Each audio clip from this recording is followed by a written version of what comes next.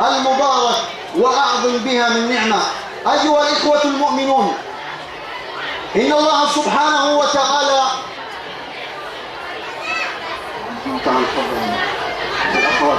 الإخوة والأخوات الهدوء، بارك الله فيكم. الأخوات نتمنى الإنصات، نحن في خطبة عيد، بارك الله فيكم. Le nostre sorelle, siamo nel sermone, stiamo ascoltando il sermone dell'Eid, non bisogna parlare, bisogna ascoltarlo con certa attenzione. Grazie. أيها الإخوة، ما فرض الله علينا العبادات إلا لتحقق أغراض. الله سبحانه وتعالى ما أمرنا بالصلاة ولا بالصيام إلا لتظهر من خلالها أشياء. أول هذه الأشياء أن نحقق مفهوم العبودية، أن نحقق مفهوم العبودية لله سبحانه وتعالى، لأننا عبيدا لله، وما خلقت الجن والإنس إلا ليعبدون، ما أريد منهم من رزق وما أريد أن يطعمون. والهدف الثاني والله أعلى وأعلم هو أن الهدف من العبادات أن يصاغ الفرد المسلم، أن يخرج إلى الدنيا فردا مسلما، رجلا مسلما يحقق ما أمره الله سبحانه وتعالى به. نحن أمة رسالة، واختارنا الله لأداء مهمة. هذه المهمة تحتاج إلى شخصيات يؤثرون ما عند الله، إلى شخصيات تعيش في الدنيا ونظرها إلى الآخرة، إلى شخصيات مسلمة الدنيا في يدها ولكنها الآخرة وحب الباقية في قلبها.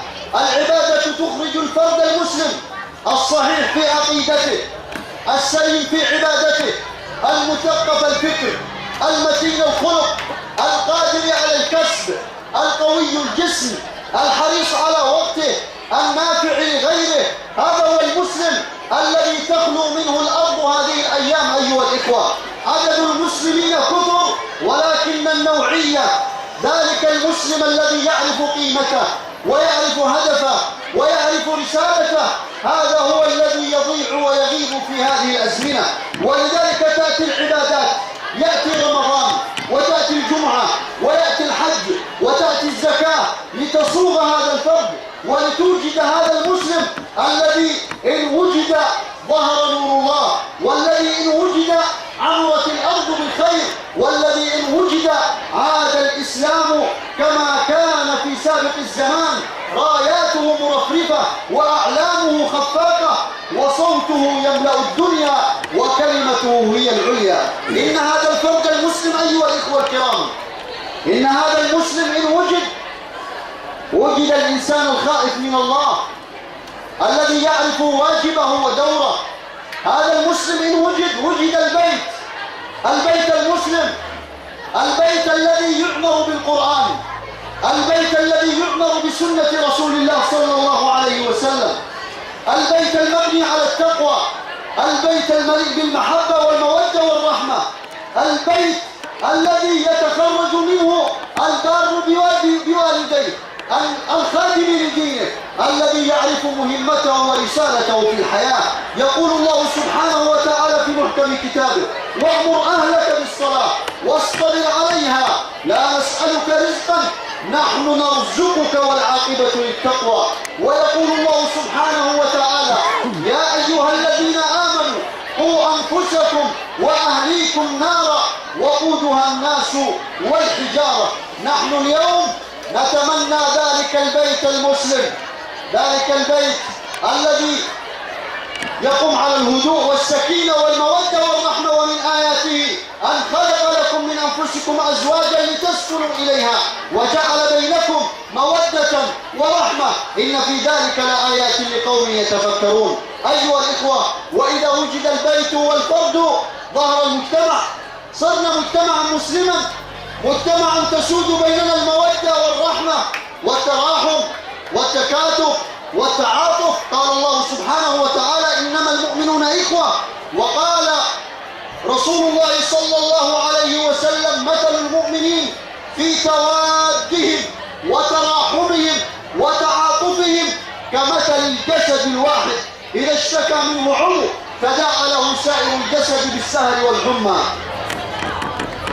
نحتاج أيها الإخوة نحتاج إلى فرد مسلم يعرف ربه ويخاف منه ويؤدي رسالته التي هو مكلف بها.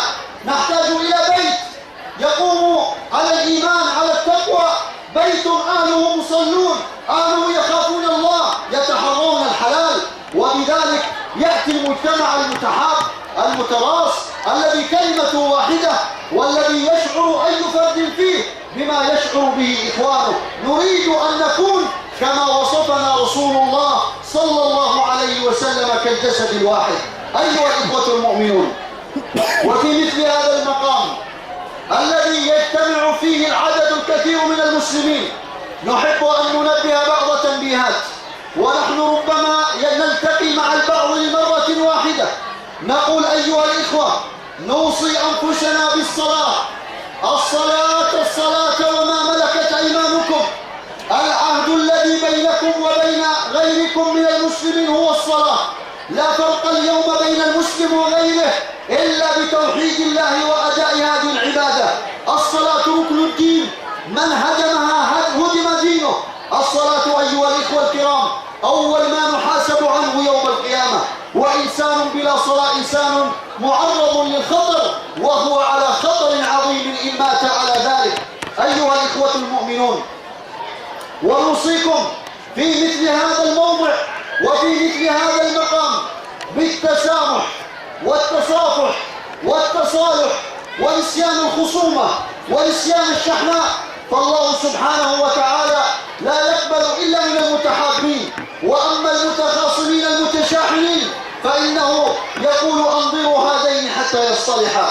ونوصيكم أيها الإخوة الكرام في مثل هذا الموضع بأن لا تنسوا الفقير والمسكين والمحتاج.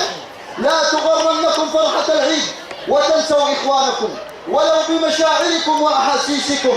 هناك أناس يستبقون على شراء أحسن الملابس وأفضل العطور، وأناس يبحثون عن شراء أكفان يواروا به موتاهم إلى القبور.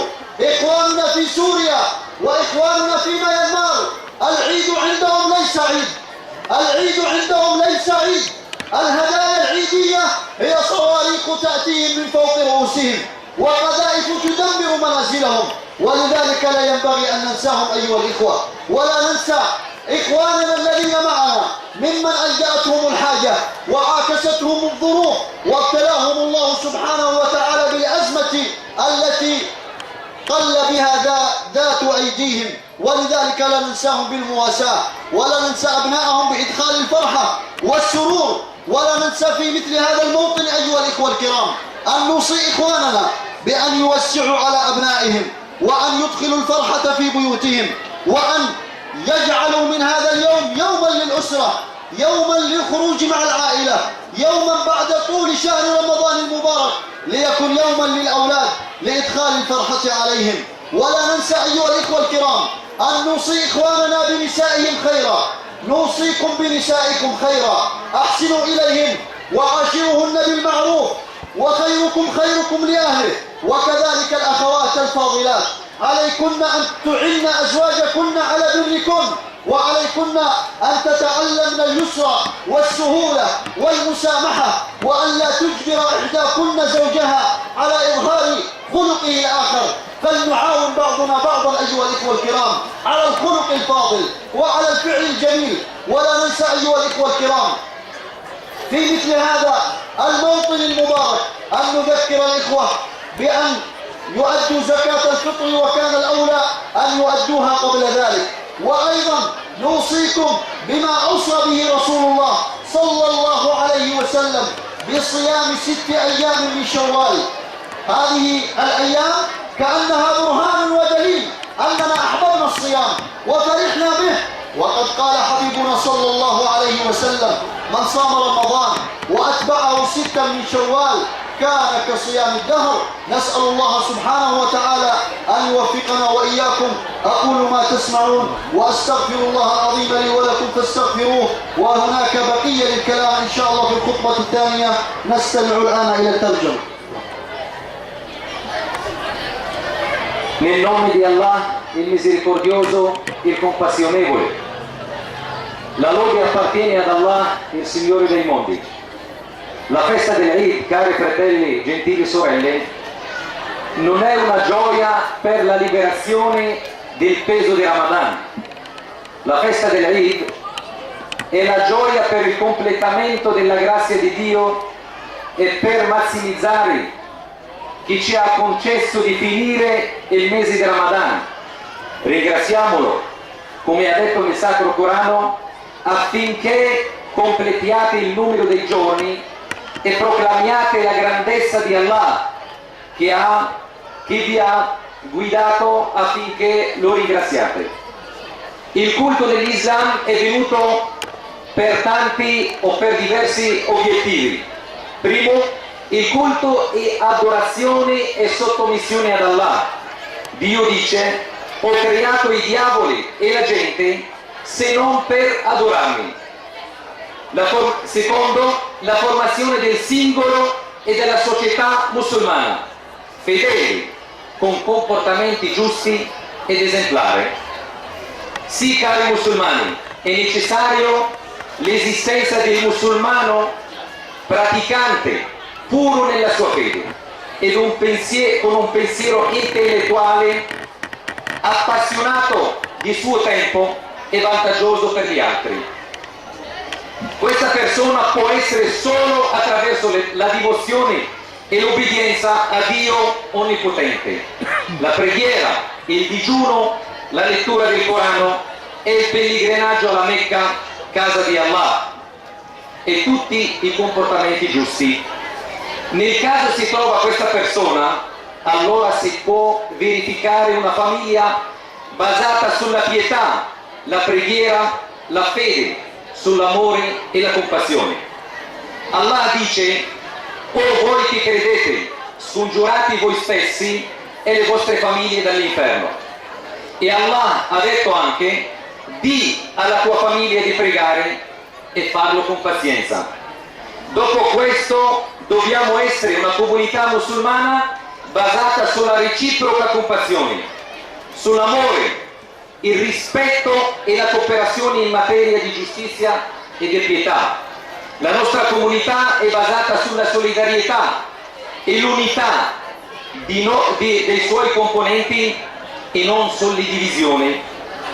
Vorrei raccomandare, servi di Dio, della preghiera. La preghiera è il pilastro fondamentale dell'Islam e colui che perde questo pilastro rischia di perdere l'Islam.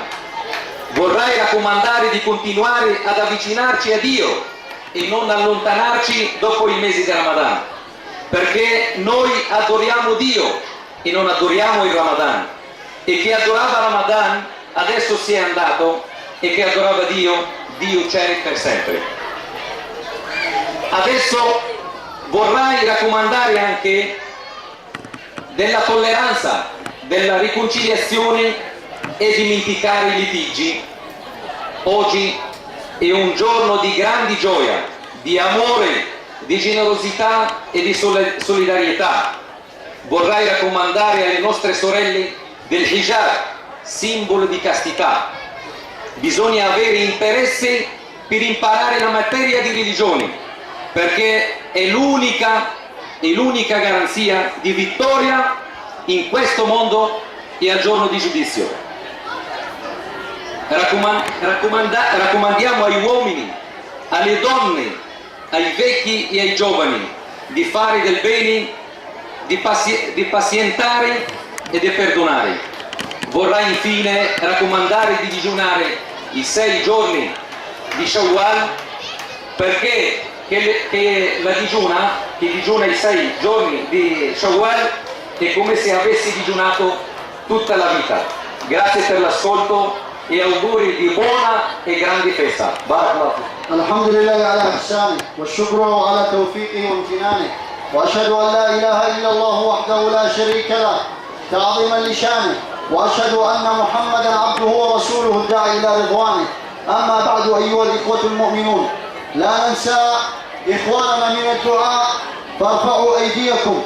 اللهم يا ربنا إنا نسألك أن تكن لإخوتنا في سوريا، اللهم الطف بهم يا رب العالمين، اللهم انصرهم، اللهم وأنجز لهم وعدك يا رب العالمين، بالقتلة الظالمين أينما كانوا يا رب العالمين. اللهم وكل إخوتنا على أرض فلسطين، اللهم عليك بالغزاة المحتلين الغاصبين، اللهم أخرجهم منها أذلة وهم صاغرون يا قوي يا متين. اللهم وعليك بالقتلة المجرمين في ميانمار، والطف بإخواننا المسلمين هناك وثبتهم على أرضهم ومكنهم فيها يا رب العالمين. يا من وعدت المستضعفين بالتمكين، مكن للمسلمين المستضعفين في كل مكان. اللهم ويسر لهذا العالم بقيادة تقوده إليك وتدعوه إليك، قيادة تأمر بالسلام وتقضي على الحروب والخلافات، ولا تتاجر بالدماء ولا بالحروب يا رب العالمين. اللهم يا ربنا ويسر لهذا العالم بالأمن والسلام، وعليك بالظلمة المحتلين الغاصبين أينما كانوا، وكل المستضعفين المظلومين أينما كانوا يا رب العالمين. اللهم يا ربي ونحن في هذه البلاد احفظ علينا ديننا، اللهم احفظ علينا ديننا. اللهم إنا نشكرك أن وفقتنا لإكمال رمضان وصيامه. اللهم ثبتنا يا رب العالمين بعد رمضان، اللهم ثبتنا على أداء الصلاة، اللهم ثبتنا على قراءة القرآن، اللهم ثبت نساءنا على الحجاب والاستقامة يا رب العالمين، وثبت أبناءنا وبناتنا على الطاعة والبر بنا يا أكرم الأكرمين ويا رب العالمين. اللهم واحفظنا بالإسلام قائمين وقاعدين، اللهم اجعلنا في هذه البلاد مفاتيح خير، اللهم اهدي أهل هذه البلاد إلى الإسلام بنا، اللهم اشرح صدورهم إلى الإسلام بنا، ولا تجعلنا مغاليق خير ولا من الذين يصدون عن سبيلك بسوء أعمالهم. اللهم واجعل هذا اليوم يوم فرح وسرور وغفران للذنوب يا رب العالمين، وعتق من النار يا أكرم الأكرمين ويا رب العالمين. اللهم واجمعنا في مثل هذا المقام أعواما عديدة وأزمنة مديدة ونحن في صحة وسلامة. اللهم إنا نسألك أن تغفر للمؤمنين والمؤمنات والمسلمين والمسلمات الأحياء منهم والأموات. اللهم نور على أهل القبور قبورهم، اللهم اغفر للأحياء ويسر لهم أمورهم. اللهم تب على التائبين واغفر ذنوب المذنبين واقض الدين عن المدينين واشف مرضى المسلمين واكتب الصحة والسلامة والهداية والتوفيق لنا ولكافة المسلمين في برك وبحرك أجمعين. جزاكم الله خير أيها الإخوة على انضباطكم، وجزا الله الإخوة في الخارج على تحملهم الشمس، ونسأل الله سبحانه وتعالى أن يجعلنا إخوة متحابين. اليوم تصامحوا وتسامحوا وتصالحوا وتصافحوا وسلموا على بعضكم وأظهروا أخوة الإسلام ومحبة الإسلام. وقفوا في صفوفا منتظمين، فإن هناك من سيأتي إليكم، فكونوا مرحبين بهم بالانضباط والانتظام. نسأل الله أن يجعلنا مسلمين قولا وفعلا، وجزاكم الله خيرا، ولذكر الله أكبر. Barakallahu fikum jami'an. Oggi c'è una grande festa per tutti e abbiamo preparato